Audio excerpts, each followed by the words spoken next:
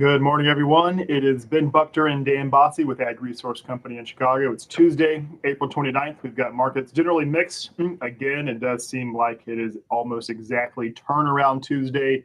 Corn is flat, wheat is up, and soybeans are down just a little bit. And so that's a reversal of Monday's trade. I think the things that we've got are the things we've seen in the last several days, and that is weather, planting progress, and of course, what's happening with U.S. trade negotiations.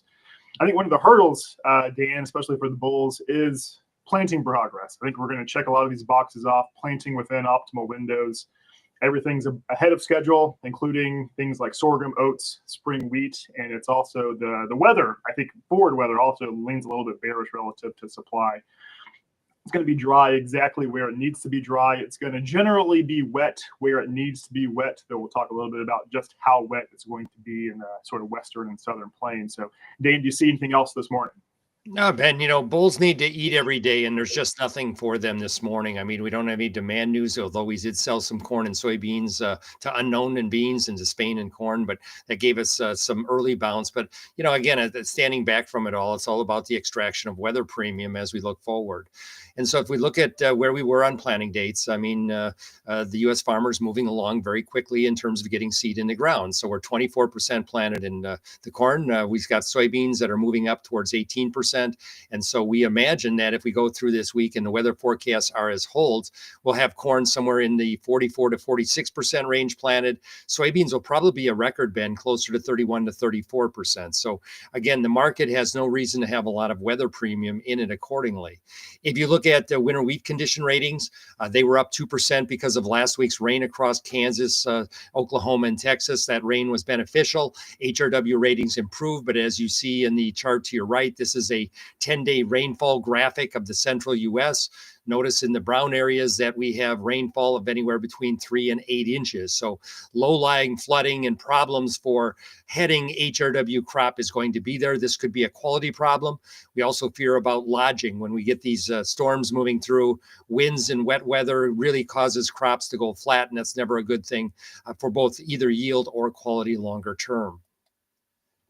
If we look at the weather forecast looking forward, Ben, you can see here on the rainfall anomaly map for the next 10 days that indeed we have broad areas of below normal rainfall, that Iowa, Nebraska area in particular, and then stretching all the way down to southern Illinois, encompassing the Delta. Below normal rainfall will allow a lot of seed to get in the ground, and temperatures will be near to above normal. The mean temperature map on your right shows that temperatures are going to be relatively warm outside of the cloudy areas of the southern plains in the southwest U.S. You're going to see crops coming out of the ground very quickly. So this is favorable for crop production longer term. It adds to the trendline yield thesis. And I think as we go forward, it's going to be important. And it's why maybe December corn drops to the mid 430s. November beans comes down and tests that support at 10 to 1010, and we'll see what happens from there.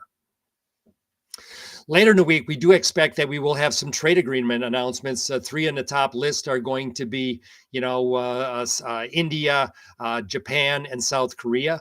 This is President Trump's 100th day in being in office, and of course, we can look backwards and it feels a lot longer than that. But boy, there's been a lot of headlines that have come and gone, and I'm sure there'll be headlines later this week.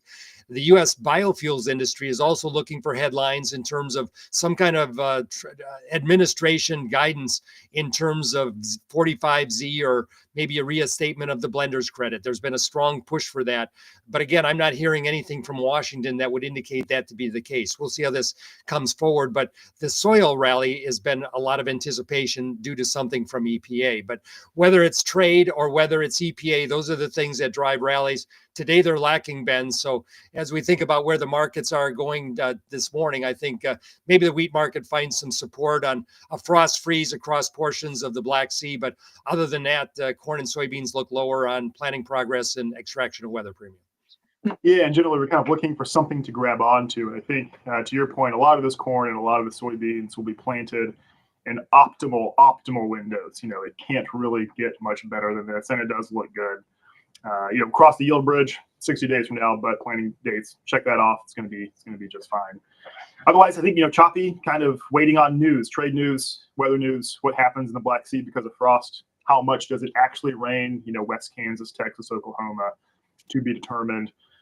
So this is again all kind of headline driven risk.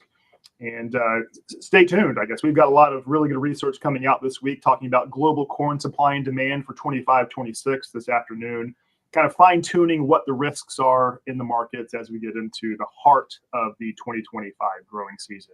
So we kind of a choppy trading session we expect today. Dan, do you have anything else before we? No, I think that's about it, Ben. It's going to be an extraction of weather premium in corn and soybeans, and we'll go down to the lower end of our ranges. And then, are we going to have a drought in May? Let's call it June, July, and August. That's the question. We won't take too much weather premium, but that's the future. But again, everybody have a good trading day. Be safe in planning, and we'll be back tomorrow. And appreciate your watching. And always look for Ag Resource. And there's always a dollar trial available of our services on the internet. Be well, everyone. Good luck, markets. Bye bye.